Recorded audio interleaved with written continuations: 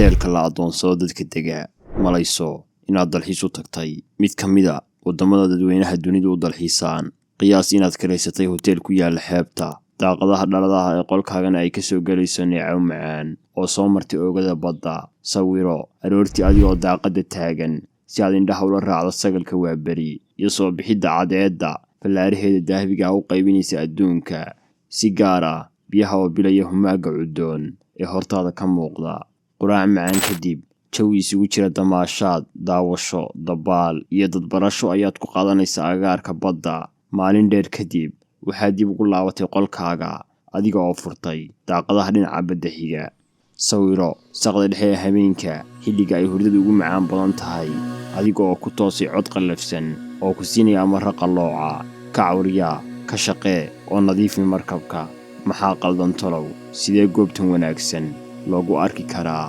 riyo sidan oo dhan u xun in yar kadibna waxaad xaqiiqsatay inaadan riyoonayn ee aad ku afduuban tahay badda guudkeeda aadna saaran tahay markab wasakh badan oo lagaa rabo inaad nadiifiso ma dhabbaa sheekadan u qoran habdhicii filimada ma dhici kartaa in ganacsaduhu adoonsado macaamiishiisa wax ka iibsata suurtagal ma tahay in ficilkani sharciga waafaqsan yahay oo aan kiis iyo dembi loo qabsan karin ganacsadaha falkaas ku kacay su'aalahan iyo kuwa kaleba waxaad kaga bogan doontaa muuqaalkeenna maanta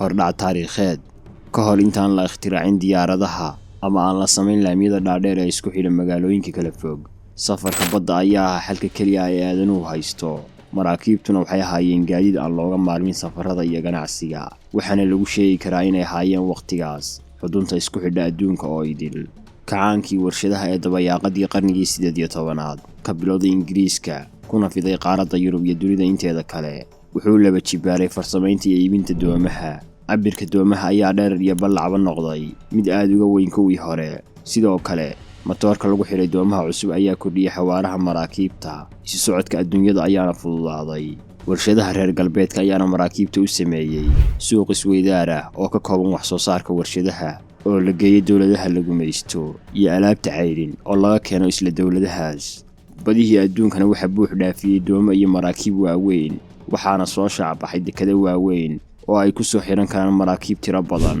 dekadaha aan baxay wakhtigaas waxaa ka mid ahaa dekadda Shanghai oo ku taala China iyo dekadda Portland oo ku taala America labadan dekedood ayaa masraxa dhacdooyinka sheekadeenna dekadda Portland waxay dhacdaa galbeedka qaaradda North America oo wakhtigaas loo aqoonsanaa mid ka mid ah aaga ugu khatarta badan adduunyada mana jirin sharci qabta qofka awoodda leh oo ahaa mid aan la gaban dambiyadiisa dilaaga gacanta fudud wuxuu rasaasta ku furi jiray cidduu doono waxaana lagu faanin jiray xirfadiisa iyo isticmaalka hubka haddaba dhulka la khatartaas oo uusan ka jirin sharci wax qaban karaa ayay ku taallaa dekadda Portland intii aysan isku badan maraakiibtu ma aysan waayi jirin shaqaale ku filan qof walbana isaga ayaa jeclaa inuu ku safro ama ka shaqeeyo doon ama markab sababo kala duwan oo ay ka mid yihiin korarka tirada maraakiibta degaysa ayaa horseeday inay yaraadaan dadka danaynaya shaqada maraakiibta waxaana soo ifbaxay doomo badan oo safaradooda u baaqdaan ama u habsaamaan shaqaale yaraan shaqada ugu badan ee ay dadku naceenna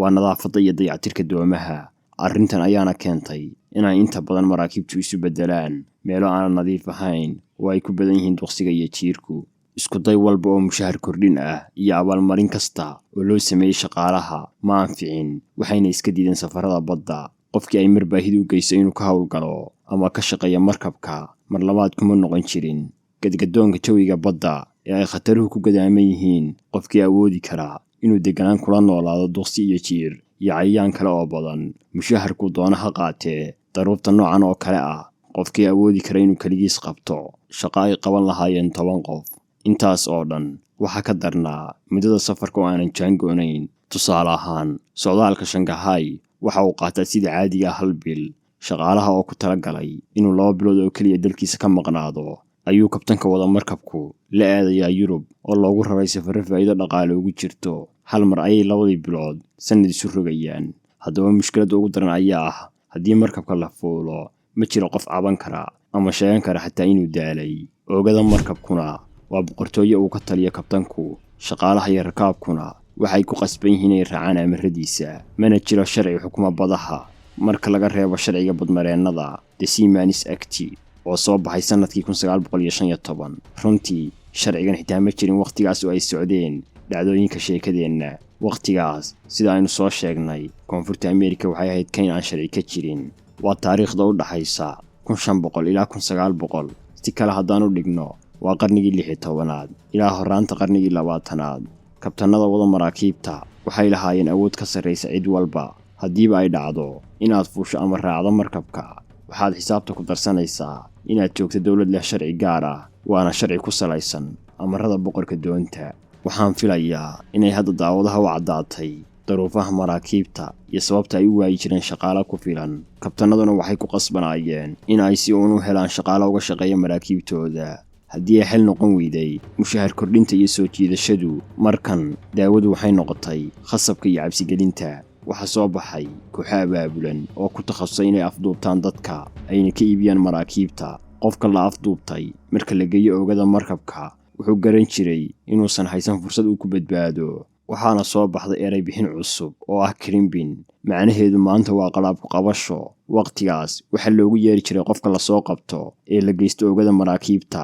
waxa kale oo soo baxay eray bixin labaad oo middan xitaa ka caansanayd, waana ereyga Shanghai. inkasta oo caadi ahaan magacan loo yaqaano magaalo warshadeed caan ah oo ku taala bariga Shiinaha, haddaba sidee ayay ku dhacday in magaca magaaladan loo aqoonsado dadka la afduubto? jawaabta su'aashani ma aha mid adag. sida aan soo sheegnay, Shanghai waxay ku taallaa mid ka mid ah dekedaha ugu caansanaa dunida waqtigaas. inta ugu badan doomaha la saaro dadka la afduubto waxay ahaayeen kuwo u socda dekeddaas. sidaas darteed falka afduubashada ee ka dhaca maraakiibta guudkeeda waxa uu ku caanbaxay in loogu yeero Shanghai.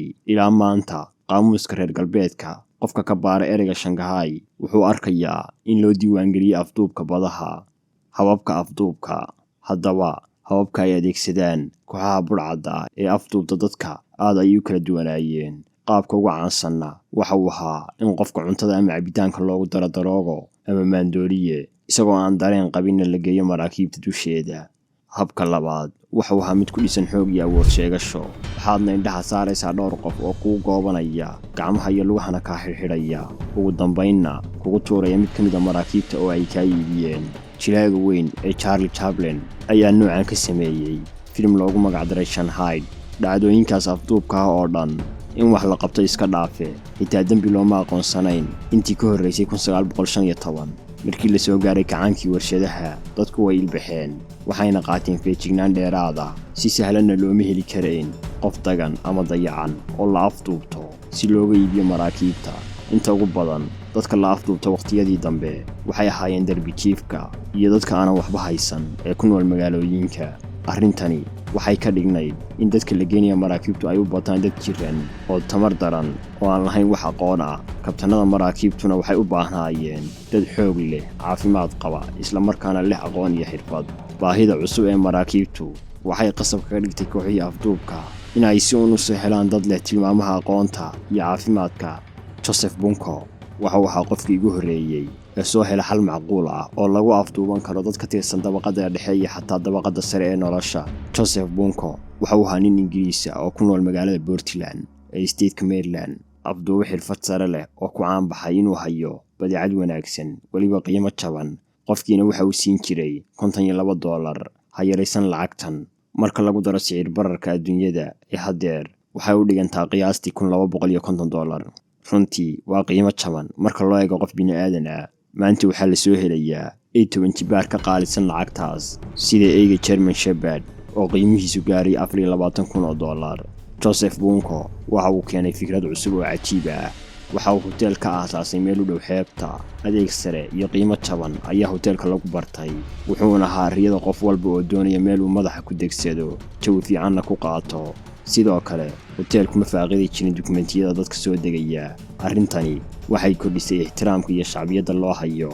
maalin walba Bunko iyo kooxda la shaqaysataa waxay macaamiisha ka dooran jireen qof ama xitaa dhowr qof si ay u gadaan maraakiibta. 15 sano oo xiriir ah oo uu shaqaynayay hotelka Joseph Bunko waxa uu suurta gashay inuu gado dad ka badan 2,000 oo qof. mararka qaarna hal maalin ayuu gadi jiray dad gaadhaya 50 qof. lama ogaan xaqiiqada ka jirta hotelka muddadaas oo dhan. ugu dambaynna Bunko ayaa afkiisa ku fashiliyey sirta weyn ee ku duugan darbiyada hotelkiisa. inkasta oo la xiray Mr. Bunko, haddana xarigiisu ma ahayn mid xidhiir la leh arrimaha hoteelka iyo afduubyada ka dhaca. sababta xariguna waxay ahayd in Joseph Bunka uu gacantiisa ku dilay ninka ganacsada mukhaadaraadka oo la shaqayn jiray. dabcan adeegsiga mukhaadaraadku wuxuu ahaa hab ka mid ah hababka afduubka ee uu adeegsado. muddada xarigiisa oo gaaraysa 13 sano ayuu go'aansaday inuu faraha kala baxo falkii xumaa ee uu samayn jiray, wuxuuna qoray buug ku saabsan taariikh nololeedkiisa. buuggani maanta waxa uu marjic u yahay taariikhyahanada oo dhan marka laga hadlayo falnabiyada badda. Bunko markii uu ka soo baxay xabsiga ma uusan helin nolol nadiif ah, waxaana la sheegaa inuu dib u laabtay noloshiisii hore ee khariibnay. ma badna wararka laga helay noloshiisa xabsiga kadib, halka afduubyadii badda ee la magac baxay Kingpin iyo Shanghai ay noqdeen kuwo jiritaankooda sii yaraanayo kadib markii la adkeeyey shuruucda badda si weyn loo dhimay awoodaha wadayaasha maraakiibta. sidoo kale horumarka laga gaadhay habab kale ee socdaalka sida tareenada iyo dayuuradaha ayaa ka mid ahaa arrimihii yareeyay afduubyada ka dhaca badaha.